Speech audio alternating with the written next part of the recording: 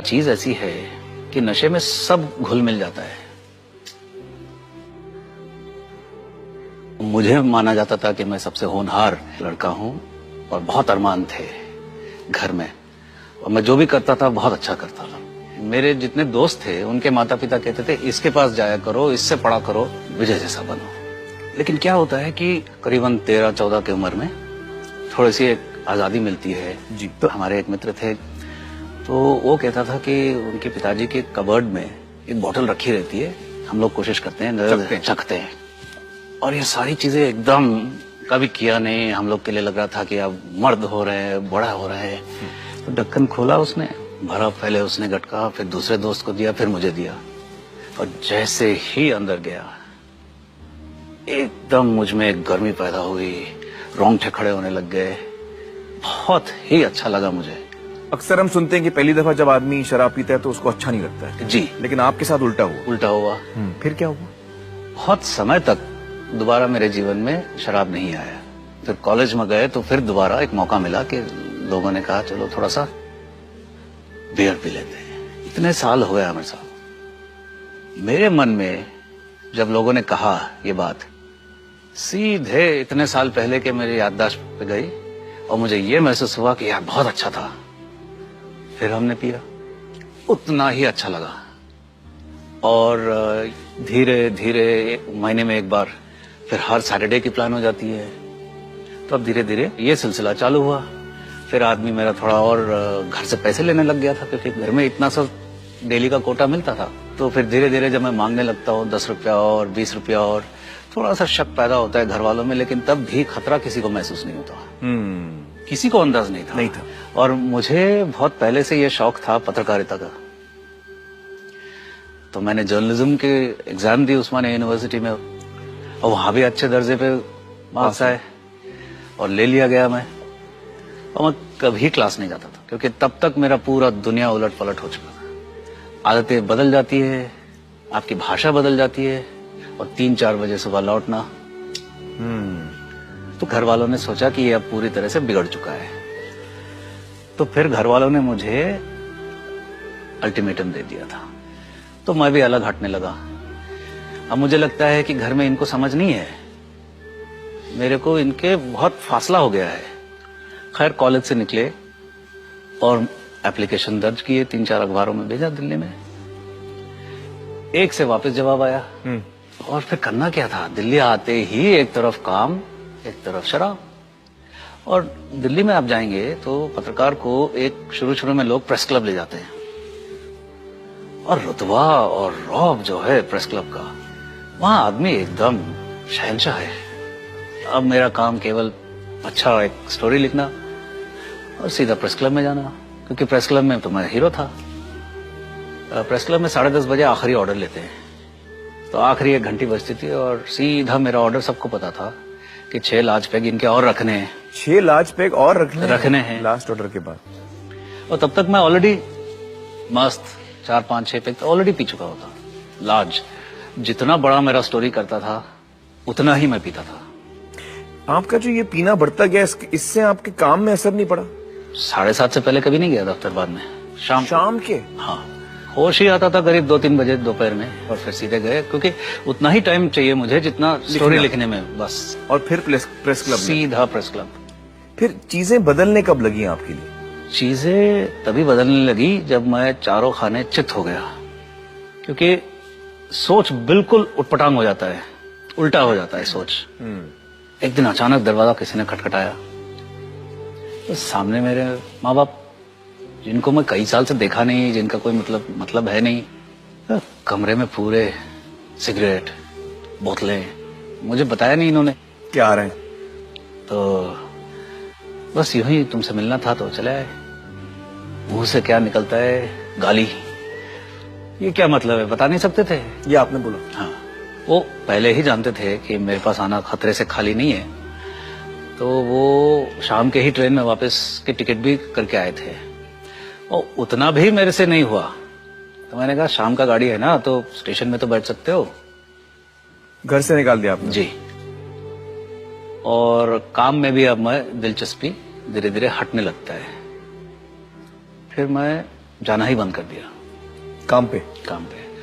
तो वहां से फिर संपादक समझ गए कि बहुत भारी कुछ समस्या है, अब तो खबर भी नहीं कर रहा है। तो बोले कि भाई आप ठीक होके आइए या फिर छोड़ दीजिए। अब ठीक क्या होना था, क्योंकि मुझे में समझ में भी नहीं आ रहा था कि कोई समस्या है। तो आपकी नौकरी भी गई? इस दौरान मैं शायद घर 2 या 3 बार गया हूँ सिर्फ पैसे मांगने, और तब तक मेरा इतना बदनामी हो चुका था कि मेरे माता पिता जहां भी रहते थे पहले ही दरबान से क्या करते थे कि फलाना कोई आए और पूछे कि हमारा बेटा है, ये वो किसी को नहीं आने देना। कहने का मतलब ये था कि तब तक मेरा उनका पूरी तरह से दुश्मनी हो चुका था। इसमें आपको देखिए इज्जत कैसे खत्म हो जाती है, क्योंकि मेरे से डरते थे राजनीतिक दिल्ली से, क्योंकि उनको ये लगता था कि मेरे पास सारे खबर है, होता भी था। तो सीधा मैं उनको बता देता था कि मुझे इतना रुपये चाहिए। पैसे तो मिल जाते थे मुझे, मैं लेके निकल जाता था उनके घर से, लेकिन उसके बाद मैं फिर दोबारा मुझे उनके घर में एंट्री नहीं मिला।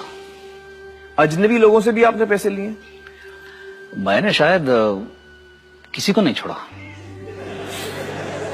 नशा चीज ऐसी है कि नशे में सब घुल मिल जाता है, कुछ नहीं बचता। हर एक को रोक के, आप यकीन नहीं करेंगे, मैंने पुलिस वालों से पैसे लिए। घर में बाई से पैसे लेता था मैं, जो काम करने आती थी उससे मैंने उधार लिए।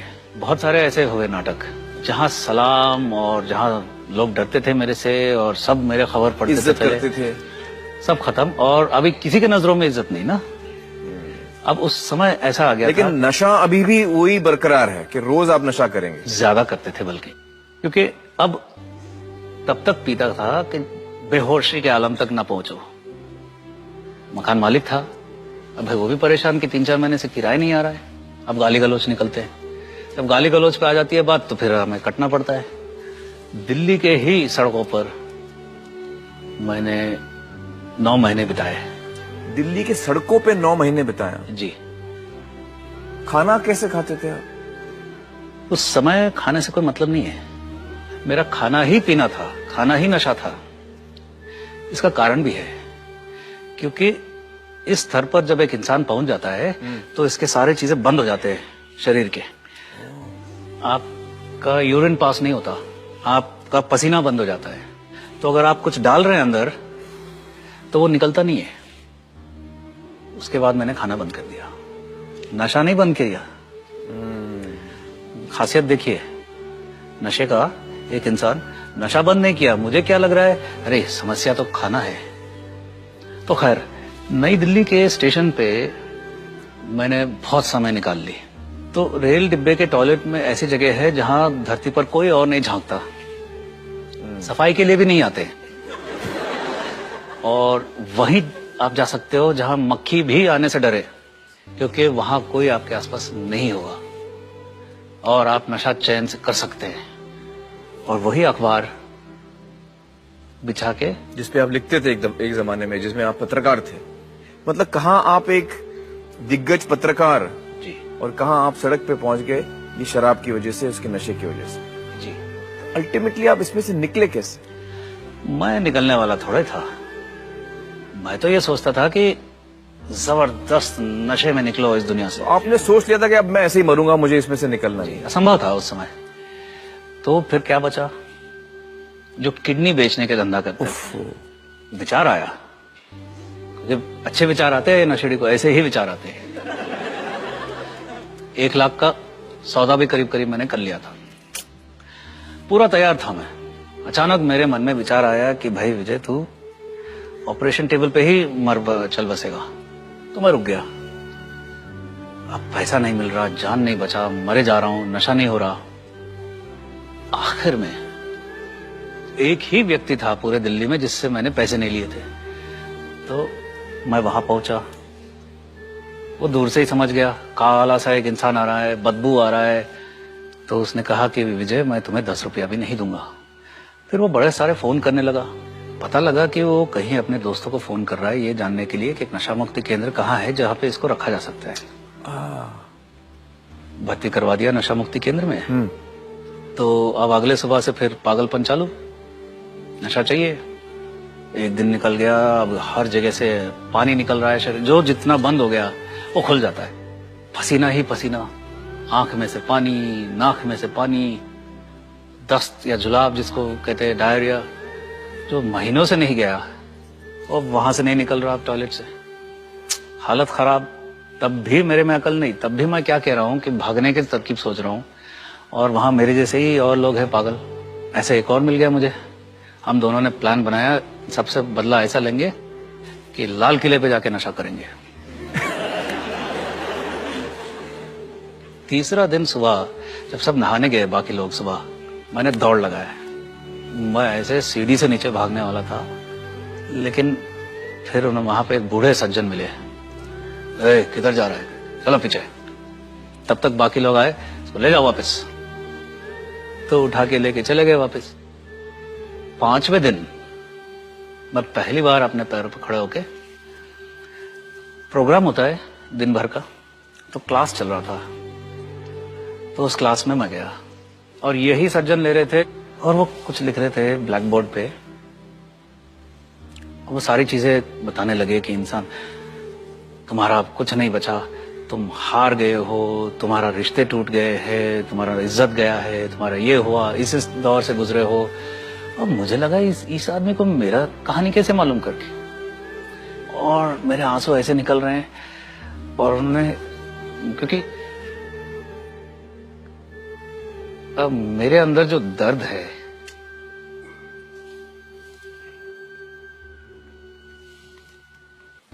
मतलब वो सारी चीजें जो कह रहे हैं वो आपको लग रहा है कि यार यही सारी मेरी सच्चाइयां हैं? जी, पहली बार जीवन में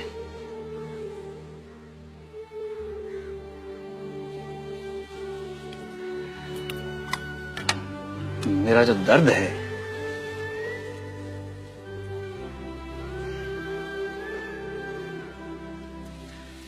वो कोई समझ पा रहा था। वो क्लास खत्म हुआ, मैं भागे भागे उनके पास गया। अरे how do you know about me करके। तो ये सेड, मैं तेरे बारे में नहीं बता रहा था, मैं शराबियत के बारे में बता रहा था, ये नशे के जो बीमारी है मैं उसके बारे में बता रहा था। अब मैं हैरान हो गया।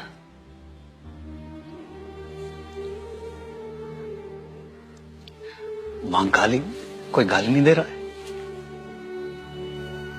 मैं वहां दोषी नहीं था।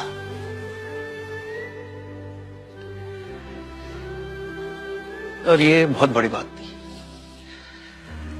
तो वो पल से, उस घड़ी से मैं दोबारा मुड़ के नहीं देखा।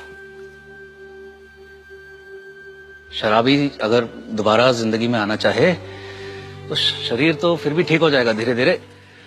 सबसे मुश्किल काम भूल सुधार, जिसको लेखा जोखा बोलते हैं, नैतिक लेखा जोखा लेना पड़ता है जीवन का। आपने क्या ठेस पहुंचाया किसी को, औरों से आपको क्या ठेस पहुंची, कैसे आपने क्या किया, किसने आपके साथ क्या किया, उनको माफ करना पड़ता है और मुझे माफी मांगनी पड़ती है। तो आपने ये किया, मतलब हर इंसान से आपने माफी मांगी? अभी पूरा नहीं हुआ। मैंने जो घटना बताया आपको, आखिरी बार जब मैंने माता पिता से मिला और उनको घर से बेघर कर दिया, जाके स्टेशन में बैठो जब तक ट्रेन नहीं आता है, उसके 2 हफ्ते बाद मेरे पिताजी ने मुझे चिट्ठी लिखी। उन्होंने उसमें लिखा, अंग्रेजी में लिखा कि it is a curse to have you as a son. तुम्हारे जैसा बेटा होना एक श्राप है। मैं नहीं मिला उनसे दोबारा। उसके 1 महीने बाद मुझे खबर मिलता है कि उनका देहांत हो गया। मेरी माँ बची है, वो अलग रहती है, मैं अलग रहता हूं। अभी भी मैंने उनसे भूल सुधार किया नहीं हूं, वो कभी मेरे से बात नहीं करती है। अगर वो देख रही हैं तो मैं यही कहना चाहूंगा कि अब मैं समझ गया हूं। तो ऐसे और बहुत है। कितने साल हो गए आपको इसमें से निकलकर? 10 साल। 10 साल हो गए आपको इसमें से निकलकर।